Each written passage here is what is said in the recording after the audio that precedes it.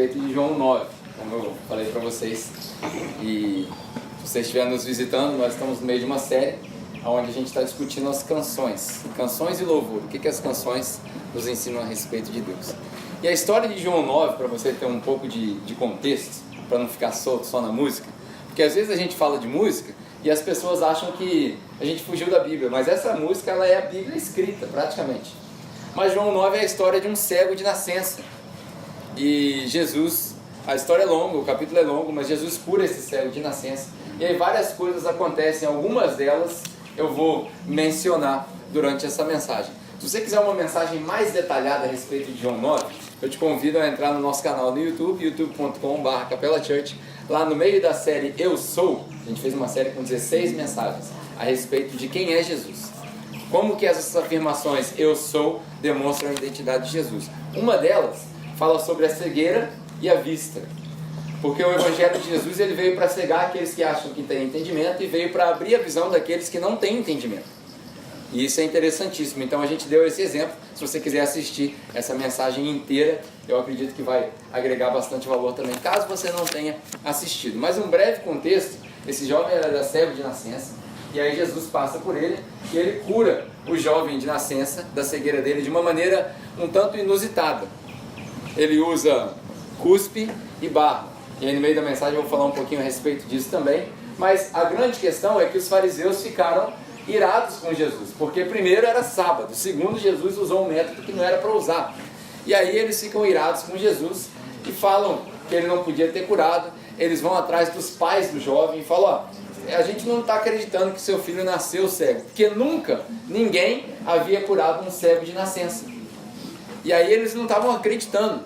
Eles perguntam para os pais e eles falam: ó, ele já é adulto, vocês perguntem para eles, porque eles tinham medo de ser expulsos da sinagoga. Muitas pessoas têm medo de aceitar a verdadeira identidade de Jesus, porque aceitando a verdadeira identidade de Jesus, ela vai ser expulsa da sinagoga que ela vive hoje. É interessantíssimo a gente pensar como os pais do jovem reagiram, porque a sinagoga era o centro da vida social deles. Tudo acontecia na sinagoga. Quantos de nós aqui não vivemos ou passamos por esse contexto ou conhecemos alguém que vive num contexto onde a igreja é o centro da vida social da pessoa? Domingo tem culto, segunda tem ensino, terça tem culto de mulheres, quarta tem reunião, quinta tem que lavar a igreja, sexta-feira tem culto de jovens, sábado tem sei lá o que, domingo é igreja. A gente não sai da igreja. E aí quando você é confrontado com a verdadeira identidade de Jesus, porque Jesus faz as coisas que o sistema não aprova, que esse foi o grande problema do capítulo 9, confrontado com essa identidade, você tem uma escolha: ou eu aceito Jesus por quem Ele é, ou eu fico com Jesus pelas coisas que Ele dá. E aí eu fico trocando e barganhando com Ele dentro do sistema religioso que a gente vive. Isso era o que estava acontecendo nessa história. E hoje essa história se repete. Quantos de nós não passamos por esse desafio, essa peleja, essa luta de desconstruir um evangelho que nos foi ensinado que não é evangelho? Os judeus passavam por isso. Jesus curou o cara e eles não acreditaram, e porque curou no sábado deu um problema, porque usou cuspe deu outro problema, porque usou barro deu outro problema. E aí nesse meio todo eles falam: pergunta para ele, porque eu não quero ser expulso do meu contexto social. Isso é João capítulo 9. E aí, como eu disse, eu não vou fazer uma exegese do texto, porque esse não é o objetivo dessa série. Eu quero explorar essa música. E aí quero apontar algumas ideias para dentro dessa música. Se você quiser mais detalhes, terei prazer em te dar sobre João 9. Se você quiser assistir a mensagem sobre o porquê do barro, porquê do cuspe, está tudo lá online. Mas o Tiago Arraes, quando escreveu essa música, ele, na segunda parte da música, ele diz o seguinte: ele fala assim, no deserto é a primeira parte, né? No escuro de quem eu fui. Porque o deserto é a primeira parte da mulher, João 4, que a gente falou semana passada. E aí ele fala: no escuro de quem eu fui, eu tinha medo. Quero fazer um exercício com você. Eu sei que aqui a gente não tem esse costume, mas eu gostaria que você entrasse nesse exercício comigo. Feche seus olhos, por favor. Mantenha seus olhos fechados enquanto eu falo. Imagina quão triste seria a sua vida se você só vivesse pela voz e não conseguisse ver nada. Essa é a vida de um cego. Mantenha seus olhos fechados aí. Ele fala: no deserto de quem eu fui, eu tinha medo. Se eu pedir para você levantar e sair andando daqui de volta para o seu carro, você vai ter medo. Porque você não conhece o caminho de olho fechado. Você vai tropeçar. Você vai ter obstáculos na sua frente. Esses dias mesmo, enquanto você está com o seu olho fechado, eu vou te contar um exemplo. eu estava passeando ali pelo terrado, e aí tinham duas pessoas cegas, uma de mão dada com a outra. E essas duas pessoas cegas conversando. E a indagação que eu ouvi foi a seguinte: por que eu fui inventar de sair de casa hoje? Porque não tinha ninguém ajudando eles. E eu percebi que eles andavam com aquelas muletas deles, batendo do lado direito e do lado esquerdo para não ir para a rua. Com essa ilustração em mente, você pode abrir seu olho de novo. E aí eu quero que durante essa mensagem você fique com essa imagem na sua cabeça. O preto, o escuro, o vazio. No escuro de quem eu fui, eu tinha medo. É a frase que ele começa a música. E aí eu quero fazer algumas observações para a gente viajar junto nessa música. Por exemplo, quando a gente lê as cartas, as igrejas em Apocalipse, uma das igrejas é a igreja de Laodiceia. E a igreja de Laodiceia tem um pequeno texto interessante no capítulo 3 de Apocalipse, se eu não me engano. O anjo fala para João, e João vai sendo o interlocutor dessa história. E aí o relatório que Deus entrega para a igreja de Laodiceia é o seguinte: vocês acham que tem tudo, mas o problema é que vocês não sabem que vocês são miseráveis, nus e cegos. Cegos. Vocês não têm visão nenhuma. Em Atos capítulo 17, quando Paulo visita a Grécia, ele passa por uma cidade, ele chega na cidade e ele vê que a cidade é cheia de ídolos de madeira, de bronze e tal. E ele, naquele passear ali, ele fala: olha, eu vejo que vocês são muito religiosos, eu vejo que vocês têm vários deuses, e eu vejo que ali tem um Deus que está escrito desconhecido. É sobre esse Deus que eu quero vos falar. E aí ele continua a explanar a respeito de Deus. Ele usa até uma frase dos filósofos daquela época. E aí nessa instrução toda, parece que é uma indagação, porque Paulo tinha mania de pregar de maneira retórica. Ele falava já adiantando as perguntas das pessoas. E ele falou: esse Deus que eu estou falando para vocês, ele não está longe, está perto, para que o homem, andando e apalpando, o encontre. Quem que anda apalpando? É quem é cego. Paulo já sabia desde o princípio das pregações dele o seguinte: a humanidade está cega. A humanidade está cega. Provérbios 28 tem um texto interessante que fala, muita gente usa esse texto de maneira errada, né? Que fala: sem visão o povo, aonde não há visão o povo padece. Na verdade esse texto tem nada a ver com a visão. A palavra que está ali em Provérbios é a seguinte: aonde não existe uma revelação progressiva da palavra de Deus, ou seja, aonde eu não aprendo continuamente a respeito de Deus, o povo sai dos limites que Deus estabeleceu. É ou não é verdade? O povo sem uma instrução progressiva da palavra de Deus sai dos limites que Deus estabeleceu, e os limites que Deus estabeleceu são bons para nós. Por isso o salmista fala que a lei de Deus é boa, é perfeita. Então Paulo já sabia que a humanidade estava cega, e um homem sem visão é um homem sem destino.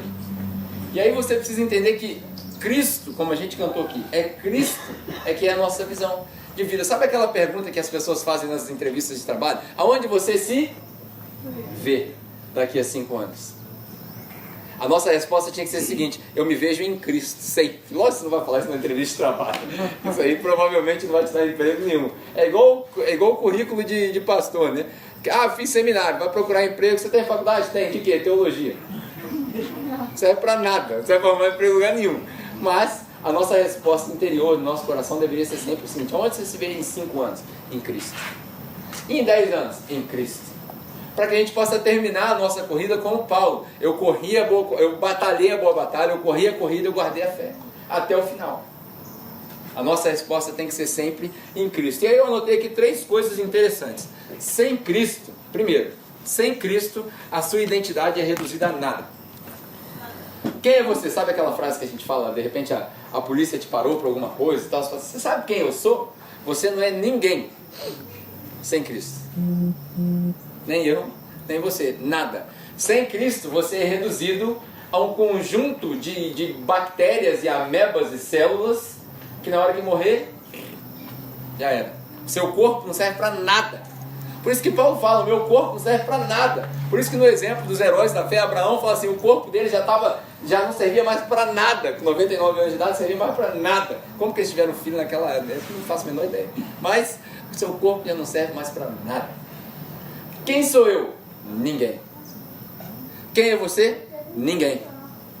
Você é um nada sem Cristo. Sem Cristo, a nossa existência, a nossa identidade, ela é reduzida a nada. Qual o seu nome? Pedro. Daqui a 100 anos, ninguém vai lembrar do seu nome. Ninguém vai lembrar do que você fez. A sua identidade é reduzida a nada. A segunda coisa que é interessante, sem Cristo, a sua existência na Terra, ela é insignificante. Sem Cristo, a sua existência na Terra é insignificante. Ah, mas eu vou crescer, tá aqui os jovens, eu vou fazer faculdade, eu vou me tornar um engenheiro, eu vou inventar um avião que voa sem combustível. Nada. Daqui a 100 anos ninguém vai lembrar de você. Vou te dar 3 exemplos extremos, em 3 extremos diferentes. Madre Teresa de Calcutá, Nelson Mandela e Adolf Hitler. 3 exemplos em 3 extremos diferentes. Se eu pedir para você falar para mim 5 marcos históricos que cada um desses 6 você não vai lembrar. E não tem nem 100 anos. Nelson Mandela estava vivo até hoje, ele morreu recentemente. Daqui a 100 anos, tem um poema, um dos poemas mais famosos que fala que daqui a 100 anos você não vai lembrar de nada. A única coisa que vai ficar são os fundamentos que Cristo te deu. 100 anos passa muito rápido. Para Deus, um dia é como 1000 anos. E 1000 anos são como um dia. Sem Cristo, a sua existência na Terra, ela é insignificante. E aí a terceira coisa, a gente falou de identidade. Sem Cristo, a sua identidade, por isso que ele fala no escuro de quem eu fui, ou seja, a minha identidade, eu. Quem sou eu? Eu estou no escuro, eu estou cego. Nesse escuro eu não sou ninguém. A minha existência ela é insignificante. E por último, a minha eternidade é tormento.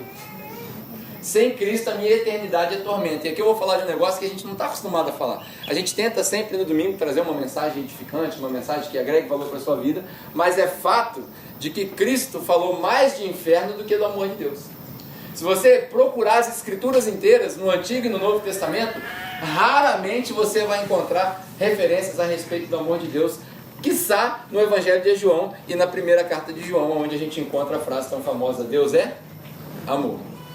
Mas nos 66 livros da Bíblia, você raramente encontra o amor de Deus. Sabe o que você mais encontra? A justiça de Deus. Sabe qual que é a justiça de Deus? Que eu e você, pobres, miseráveis, pecadores, paguemos pelos nossos próprios pecados. Que não tem nada mais justo que isso. Aqui se faz, aqui se paga. Não é nada mais justo que isso. Todos nós, quando nos deparamos com um conceito de justiça, seja esse conceito um conceito de justiça de Deus ou nosso, a gente entende que se você pagou, se você fez, você tem que pagar. Se você sujou, você tem que limpar. Se você tirou, você tem que guardar. Todos nós entendemos isso. Então esse conceito de justiça, ele aparece ao longo da Bíblia muito mais do que o conceito de amor de Deus. A justiça de Deus é essa. Na verdade, se você pegar, por exemplo, a carta que Paulo escreveu aos Romanos, você vai ver que todos nós pecamos e todos nós estamos separados da glória de Deus. O que é separados da glória de Deus? É que nós merecemos o castigo que Jesus levou. Isaías 53, que a gente acabou, acho que a gente falou aqui, mencionou, que ele levou sobre nós, ele levou sobre si os nossos castigos. Isso é um texto de Isaías 53 que se confirma quando Jesus veio. Por que ele levou sobre ele o nosso castigo? Porque eu e você que deveríamos estar naquela cruz. Se Deus não tivesse enviado Jesus, ao final da sua existência terrena, que é insignificante, Ele te colocaria em julgamento e ia falar, e aí, Ita, você acha que você é inocente ou culpado? Aí de você falar inocente. Eu sou culpado. Aí Ele vai te perguntar, sabe? O pior é que nós somos convencidos do nosso próprio pecado, que é o trabalho do Espírito Santo. O que Ele vai fazer? Você é inocente ou culpado? Eu sou culpado. O que você acha que eu devo fazer contigo? Todo culpado tem que pagar a pena. Me põe na cruz. Esse é o destino reservado para todo pecador. A justiça de Deus é essa. Interessante que eu estava conversando com a minha filha e ela falou assim, pai, a gente aqui na produtora a gente guarda as coisas, tem um pôster de Jesus carregando a cruz, do filme A Paixão de Cristo. E ela passou e falou assim, nossa, é tão triste, né, que Jesus morreu por nós. Falou com essas palavras. Eu falei, realmente é triste, mas para nós é um motivo de alegria. Aquilo que era tristeza virou um motivo de alegria. Aí ela falou assim, pai, se Jesus não tivesse morrido, isso significa que nós teríamos que morrer? Exatamente. Exatamente. Aí já aproveitei, como todo pregador, né? Todo aquele que quer em Cristo, ainda que morra, viverá. Ela já saiu de lá, ó. Ela falou, saquei, entendi. Olha só que interessante, até uma criança entende, gente.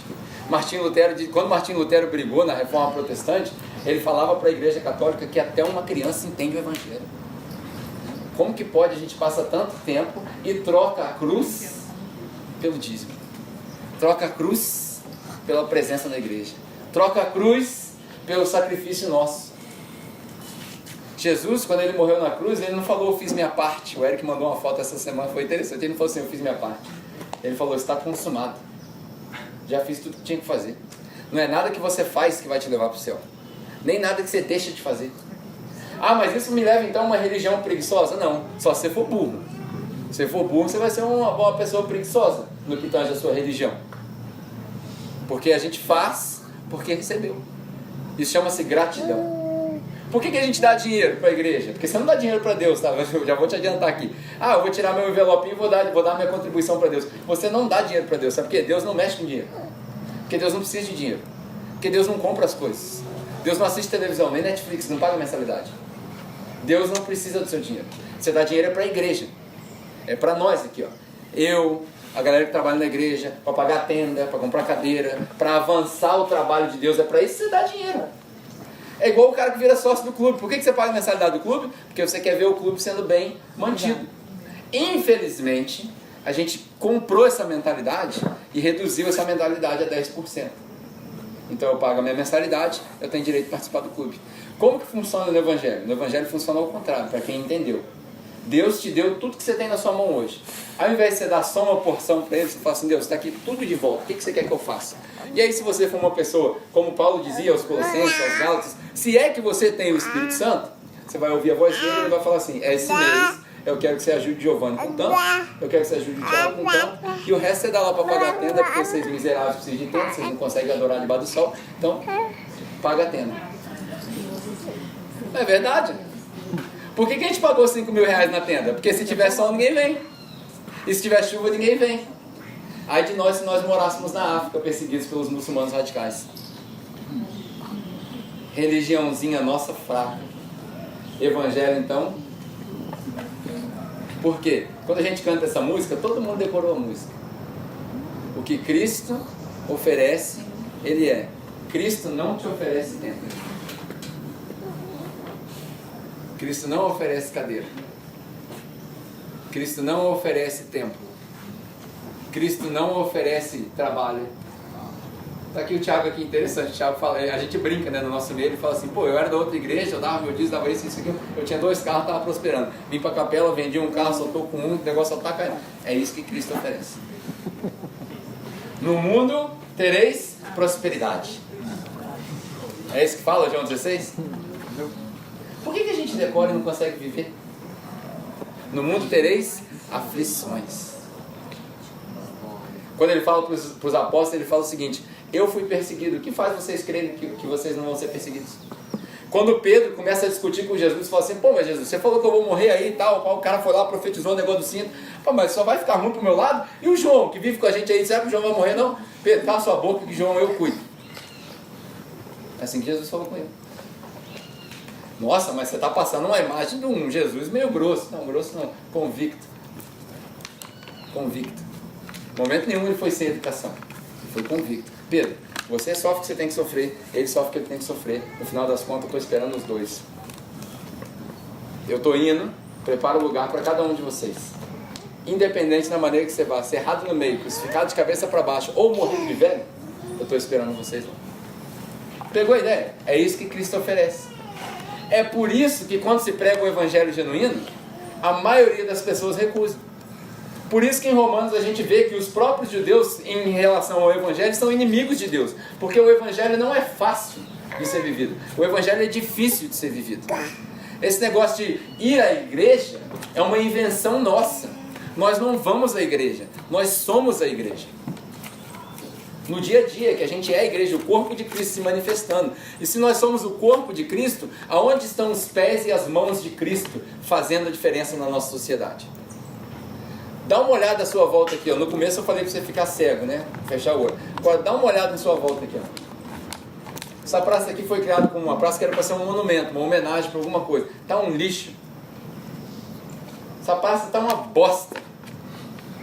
Essa é a palavra, para vocês entenderem. É isso aí, ó. Ah, vou esperar a prefeitura fazer. Por que a gente vai esperar a prefeitura fazer?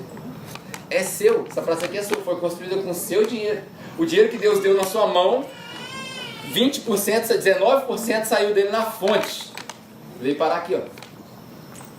E a gente não cuida. Vem aqui uns cidadãos mal educados, joga lixo, aí a gente vem aqui domingo e reclama. Ah, esse povo sem educação fica sujando, ao invés de vir limpar. Sabe quando é que as coisas vão mudar? Quando eu mudar. A sociedade só muda quando eu mudo. Se eu não mudar, nada muda. Isso aqui não é pregação motivacional, não. É porque no final aqui eu vou te falar algo a respeito do carnaval, e eu acredito que seria interessante você ouvir. Então ele fala, continuando a música: no escuro de quem eu fui, eu tinha medo. Eu tinha um amigo na Nova Zelândia, quando eu morei na Nova Zelândia. Quando eu cheguei lá, o Lucas está indo para Nova Zelândia, né? Cadê o Lucas? O Lucas está indo para Nova Zelândia em breve. Quando eu cheguei lá, eu encontrei com esse cara. Eu falei assim, pô, com quem você acha que eu devo me relacionar? Para eu poder, né, conseguir as coisas. Ele falou, aqui tem dois tipos de pessoa. Tem o povo da noite e o povo do dia. Se você não entendeu, tem o povo que é da baderna, noite, e tem o povo do dia, que trabalha. Não é à toa que na Bíblia a metáfora de escuridão, de noite, é sempre trevas. Deus fez as trevas e o dia, a noite e o dia. É interessantíssimo você notar isso. E ele falava sempre assim com a família: tem o povo das trevas e o povo do dia. Você escolhe com quem você quer se relacionar. A decisão que você tomar agora vai mostrar para você o caminho que você vai seguir. No escuro de quem eu fui, eu tinha medo. E aí, o que aconteceu? O que a música fala? Está aí no seu boletim. Veio Cristo. A boa notícia é que Cristo veio. Ele não ficou sentado lá no céu e falou assim: vou esperar mais um pouquinho para a humanidade acabar de se lascar mais um pouquinho. Eu vou. Não.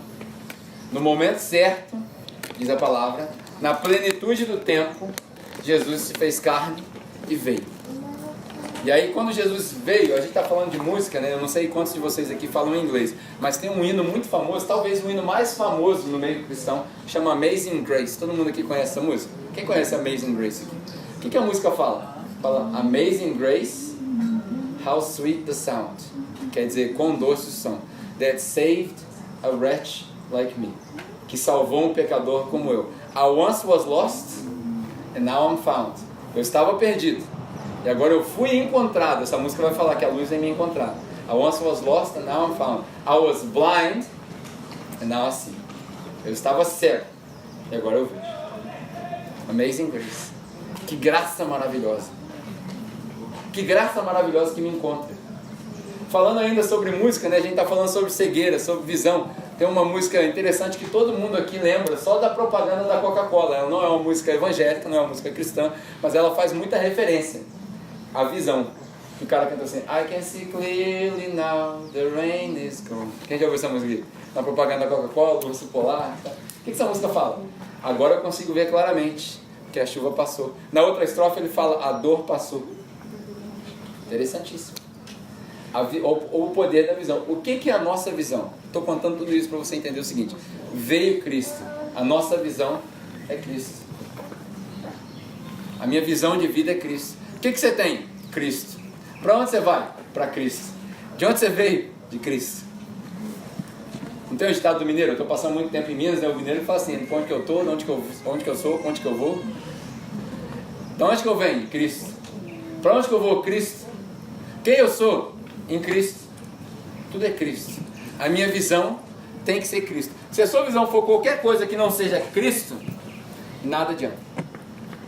E aí ele continua na música ainda: veio Cristo e tudo se fez diferente. Semana passada a gente falou sobre 2 Coríntios capítulo 5, versículo 17. Todo aquele que está em Cristo, ele é uma nova criatura. É isso que tudo se fez? Novo. Ou tudo se fez diferente, né? As coisas velhas já passaram. Essa semana, pesquisando sobre cegueira, eu achei um negócio interessante. Tem alguém com óculos escuros aqui na frente? Não tem. Tudo óculos escuros. Presta óculos escuros aí. Vou fazer um lance aqui. Eu achei um negócio na internet. Conjuntivite não. Ó, É um Ray-Ban, né? Mas a palavra diz que todo aquele que crê em Jesus tocará na serpente e não será picado. Eu vi um negócio interessante essa semana, que não sei se vocês conhecem isso, a maioria das pessoas não tem contato com gente assim. É um Ray-Ban, hein? É isso. Faz parte de uma ilustração que eu vou contar para vocês. Essa semana eu estava pesquisando sobre cegueira e acabei esbarrando sobre o assunto daltonismo. Quem é que não sabe o que é daltonismo? Todo mundo sabe o que é daltonismo? Pessoa que não enxerga cores. Às vezes enxerga muito pouquinho de cor, mas na grande maioria enxerga tons de preto e branco e cores assim bem pálidas. E aí, pesquisando sobre isso, eu achei uma empresa que chama Enchroma, uma empresa americana que vende uns óculos de uma tecnologia avançadíssima. E esses óculos, eles são capazes de fazer com que a pessoa daltônica enxergue a cor. Fantástico! Se você tivesse a oportunidade, quando você chegar em casa, digita lá Enchroma. E aí tem vários vídeos, eles filmam de propósito, o óculos é carérrimo, custa uma média de $400 americanos, e é um óculos carérrimo. E a maioria das pessoas não tem condição de comprar um óculos assim e vive a vida com daltonismo. E aí os familiares se reúnem e às vezes compram o óculos, e aí esses vídeos são gravados nessa perspectiva da pessoa experimentando o óculos. Alguns conscientes do que é e outros sem consciência. Alguns dos vídeos que eu vi, cara, é impossível não chorar. Porque o cara está acostumado a viver a vida inteirinha vendo em preto e branco. Aí ele vem e põe um óculos. Um dos vídeos que eu vi foi um fisiculturista de 66 anos. Tipicamente um cara que você não acredita ver chorando. Ele fica perdido, ele fica assim, ó. Ele não sabe o que está acontecendo, ele quer pegar as cores. Porque ele viu a cor pela primeira vez. Fantástico. Crianças vendo a cor pela primeira vez. Um dos vídeos que eu vi era um aniversário de uma mãe, e a mãe comprou o óculos para o filho. O presente dela era ver a alegria do filho vendo cor pela primeira vez. Olha que fantástico. Por que eu estou dizendo isso? Muita gente vive uma vida em preto e branco. Uma vida sem Jesus é uma vida em preto e branco. Uma vida sem graça. Uma vida sem graça é uma vida desgraçada. Uma vida sem graça é uma vida desgraçada. Quem vive sem Cristo vive uma vida desgraçada. Sabe por quê? Porque quando chegar no final da vida, ela vai olhar para trás e vai falar assim, e agora? Porque ninguém precisa de Deus para viver. A gente precisa de Deus para morrer. Parece mórbido o que eu estou pregando, mas todos nós vivemos aqui com a perspectiva do céu. Se você não vive a vida na terra com a perspectiva do céu, você não entendeu o Evangelho ainda. Nós ansiamos pela vinda de Cristo. Nós ansiamos por estar no céu. Tem um hino fantástico chamado O Exilado, que os Arrais gravaram com outro nome. Semana que vem a gente vai cantar essa música aqui. O cara fala que ele está com saudade da pátria dele. Você pode ter saudade de um lugar que você nunca foi. Está plantado dentro do nosso coração. A maioria das pessoas no nosso mundo vive uma vida em preto e branco. Uma vida desgraçada. Cristo veio para trazer cor para a vida daqueles que enxergam em preto e branco. Para trazer vida. Talvez você esteja vivendo uma vida em preto e branco. Cheio de problemas, sem perspectiva, o que é muito comum hoje. Bati meus 40, perdi meu emprego, toda a segurança que eu tinha estava no meu emprego. E agora? Nós não precisamos de Deus para viver. Nós precisamos de Deus para morrer. Trabalho, você trabalha, estuda, consegue outro. É a eternidade que está em jogo. Cristo veio para trazer cor. O que é a cor? A cor é a perspectiva de uma vida eterna. A cor é a perspectiva de uma vida eterna. É a esperança de uma vida eterna. É a esperança na volta de Cristo. Enquanto uns vivem em preto e branco, outros vivem uma vida colorida porque receberam Jesus. E o pior disso não é só o preto e branco. Uma outra coisa que eu anotei aqui pra gente falar. Ele fala assim, tudo se fez diferente. Como que faz diferença se você viver no escuro? O cara da música aqui, o João 9, ele era cego. Então, se você fechar seus olhos de novo para a gente relembrar a ilustração do começo, feche seus olhos aí. Agora, imagina a escuridão diferente. Não tem como. Porque a escuridão é escuridão. Não tem como, não tem nada de diferente. Vai continuar escuro. Independente do que você tentar criar, escuro é escuro. Pode abrir seus olhos de novo. Mas ele fala, veio Cristo e tudo se fez diferente. Cristo não só veio para trazer cor para quem vem em preto e branco. Ele veio para trazer visão para quem não enxerga. Cristo veio para trazer visão para quem não enxerga. Que visão é essa? Não é visão de um futuro melhor, nem nada disso, não. Visão de vida eterna. Para as pessoas que você convive, e agora a gente vai entrar no exercício de apologética aqui. As pessoas que você convive, quantas dessas pessoas você tem conversado a respeito de vida eterna? A respeito do céu? Quão frequente é no seu almoço em família que você fala do céu? Quão frequente é que você anseia? Sabe, os antigos na fé, eles tinham um negócio que a gente perdeu. Nós não temos. Nós, cristãos modernos, que vivem viciados no celular, esquecemos do prazer que é a presença de Deus. A maioria de nós, entre aspas, não tem tempo para Deus. A maioria de nós vive uma vida assim, ó. Acorda às 6h30, 7 horas tem que estar no trabalho, 7h30 chega no trabalho, chega atrasado, correndo, pressão do chefe, meio-dia vai almoçar, o almoço é meia hora, sai correndo, come no restaurante, come uma comida ruim, não tem vida saudável, não consegue ir para academia, volta para o trabalho. Aqui, ó. Cadê minha perspectiva? 5 horas acaba o trabalho, entra no ônibus lotado, aquela lata de sardinha para lá e para cá, aquele sofrimento. Chega em casa, você acha que vai estar tudo pronto, a mulher não fez a janta, aí não tem janta, você está com fome, a criança está chorando, e está tudo de cabeça para baixo, a casa está bagunçada, você começa a arrumar a casa, você bica o negócio. Ontem eu dei um bicudo numa esquina lá, rapaz, meu pé está doendo até agora. Cadê? Né, perspectiva? Quando dá 9, 10 horas da noite, eu estou exausto. Aí eu deito na cama, a minha oração: Deus, muito obrigado. Aí acorda de manhã: Deus, obrigado pelo fôlego de vida, vamos junto aí. A maioria de nós não tem tempo para Deus. Aonde está Deus? Mostra-me o seu calendário e eu te mostrarei quão crente você é. Não tem a frase: mostra-me os seus amigos e eu te direi quem é? Mostra-me o seu calendário e eu te direi quão crente tu és. Tem tempo para Deus no seu calendário? Tem tempo para leitura bíblica? Tem tempo para oração?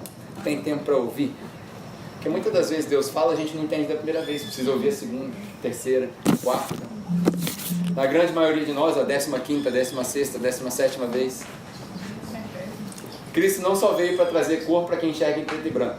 Ele veio para trazer luz, ele veio para trazer visão para quem está cego. E aí ele encerra a música dizendo o seguinte: ele enxerga o que eu vejo no escuro, o que eu escondo do mundo no meu coração, e ele espalha o barro que ainda faltava, que é a ilustração de João 9, abre a janela para a luz me encontrar.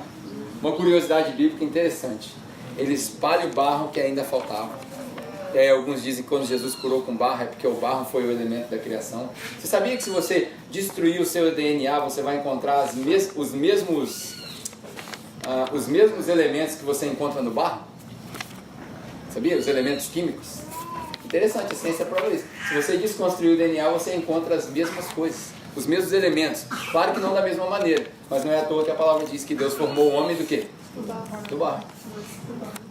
A Bíblia vai, ao longo do tempo, a ciência vai avançando e a gente vai descobrindo Deus. Que bom seria quando a ciência descobrir: realmente não tem jeito. Realmente, isso aí foi criação de um ser divino. E ele espalha o barro que ainda faltava. O que ele espalha o barro? Né? Aqui tem uma controvérsia interessante, eu acho que é legal você saber disso. Jesus, ele usou 2 métodos controversos para poder alfinetar os fariseus, né? Ele usou cuspe e barro, que eram 2 coisas que para os judeus era proibido usar para curar. Os judeus, eles eram proibidos de curar com barro e com saliva, porque a cultura oriental, para quem não sabe, a religião cristã é muito mais oriental do que ocidental. A região onde ela começou geograficamente é oriental. E na cultura oriental, a saliva e o barro tinham propriedades medicinais. E as outras religiões, até hoje, você encontra banho de lama e por aí vai. E aí eu não estou aqui querendo dizer que isso é bom, que isso é ruim, que isso faz bem, que isso faz mal, não é nada disso. Você faz o que você achar melhor, seu corpo é seu, você faz o que você achar melhor. Mas eles tinham essa crença. Então Jesus, contra a crença dos judeus, porque Jesus veio para cumprir a lei, ele cumpriu toda a lei, depois ele se transformou na própria lei por nós. E aí ele pregou a lei na cruz que ele deixou lá vazia, ou seja, a lei já não vale mais para nada para nós. E aí Jesus faz o seguinte: eu vou usar o barro e a saliva no sábado. Que é para não ter mais dúvida que eu sou a cura. Não o barro, nem a saliva, nem nenhum outro método medicinal. E aí ele termina a música desse jeito. Ele espalha o barro que ainda faltava. O que é espalhar o barro que ainda falta? Na discussão filosófica que a gente está tendo aqui da música. Talvez, você esteja... A última ilustração que eu quero te dar é a seguinte. Imagina o cara cego, como a gente já imaginou aqui. Ele vive uma vida cega. Toda a interpretação que ele tem do mundo é de ouvir falar. É só de ouvir falar. Ele nunca viu o mundo. Ele nunca viu uma pessoa. Ele tocava e ele ouvia falar, mas ele não sabia de fato o que era. A nossa visão é extremamente importante. Ela comunica com o cérebro de uma maneira que o olho do ser humano é fantástico. Ele nunca tinha visto. E aí Jesus passa por ali e ele começa a curar. A situação do cara já está ruim. Ele está lá sentado, cego. Aí vem Jesus e cospe na cara do maluco. Olha, Jesus foi lá e cuspiu na cara dele. Botou saliva. Porque para fazer barro com areia, não era pouco cuspe. Aí o cara ouve Jesus cuspindo. Depois ele ouve isso aqui, ó. Aí o cara tá assim, o que vai acontecer? Tô cego, lembra? Tô cego aqui, ó. Aí de repente o cara escuta isso aqui, ó. O cara, pô, tô cego, você ainda costa na minha cara, mano.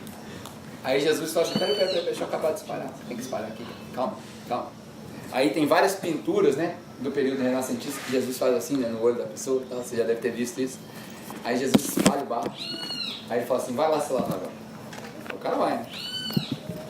Aí ele lava na piscina de Siloé lá, que era uma piscina simbólica também para eles. Quando ele acaba de lavar, imagina a alegria do cara. Se o cara que era daltônico que vê cor pela primeira vez fica perdido, imagina o cara que abre o olho e vê a luz do sol. É isso que Jesus faz quando você entende o Evangelho. Ele espalha o barro e aí ele fala, lava. Quando você lavar, você vai abrir o olho e aí você vai ver o mundo de uma maneira diferente. Você vai ver a vida de uma maneira diferente. Agora já não mais interessa meu trabalho, meu estudo, minha casa, minha família. Nada. Eu não estou falando para você desprezar essas coisas, não é isso. Mas a perspectiva muda de tal maneira que aí você fala como Paulo falava. Para mim, é viver Cristo, morrer lucro. Eu estou esperando a minha ida.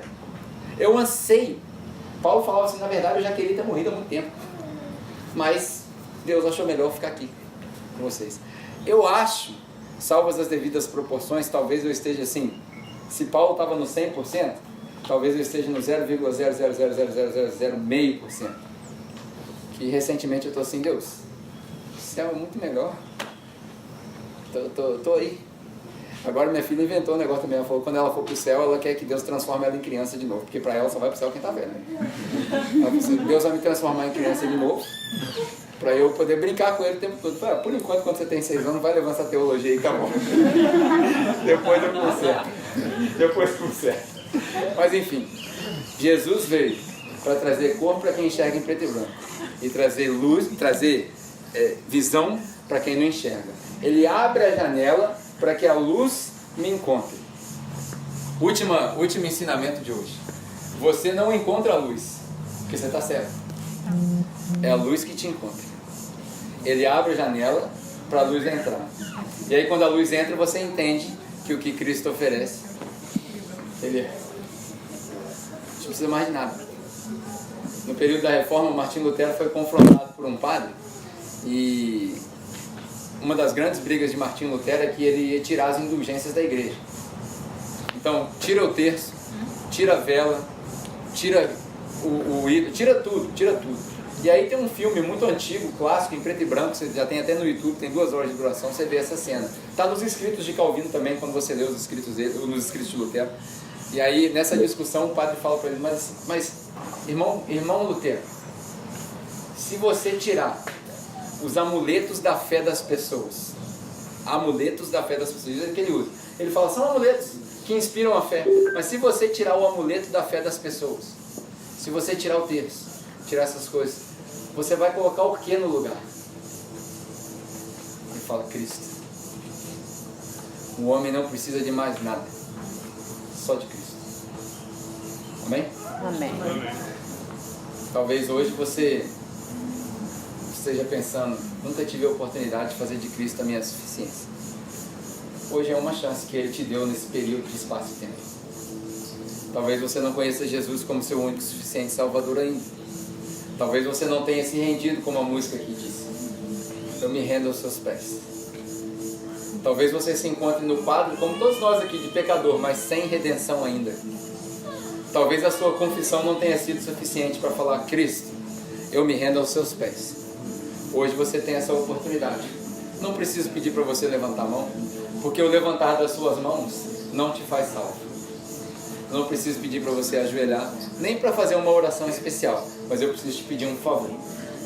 Arrependa-se dos seus pecados e viva uma vida digna do chamado do Evangelho. O chamado do Evangelho é um chamado para a santidade, é um chamado para a responsabilidade, é um chamado para todas essas coisas. Viva uma vida digna do chamado de Cristo. Não entristeça o Espírito Santo de Deus com uma vida medíocre. Nós não temos direito de viver uma vida medíocre, sabe por quê? Porque a nossa vida ela é inteirinha, com uma perspectiva eterna. Tudo que a gente faz aqui reflete na eternidade. Nós possamos viver uma vida que reflita a eternidade com Cristo. Amém? Amém. É isso. Vou ficar por aqui nessa mensagem de hoje. Semana que vem, eu acredito que eu consiga pregar sem chorar, porque a música de semana que vem é fantástica. Você não pode perder, venha participar também. É uma música, se você quiser ir ouvindo, ela chama Saudades, dos Arrais. E ela é um remake, um remix da música, de um hino que chama O Exilado. Escute durante a semana, eu acho que vai agregar valor. Nós vamos orar, mas antes da gente orar em conjunto, e antes de eu pedir para você levantar, fica aqui o convite mais uma vez. Se você não conhece Jesus como seu Salvador, renda os seus pés dele, arrependa-se dos seus pecados. É simples, não precisa de nenhum evento especial. E se você quiser, ali atrás tem um cartãozinho, você pode preencher e falar assim: ó, eu não conheço Jesus, gostaria de conhecer. Eu vou fazer tudo que eu puder para sentar contigo e te explicar, mas Jesus não é uma pessoa de interpretação, Ele é uma pessoa de revelação. E Ele vai se revelar para você se você abrir o seu coração. Amém?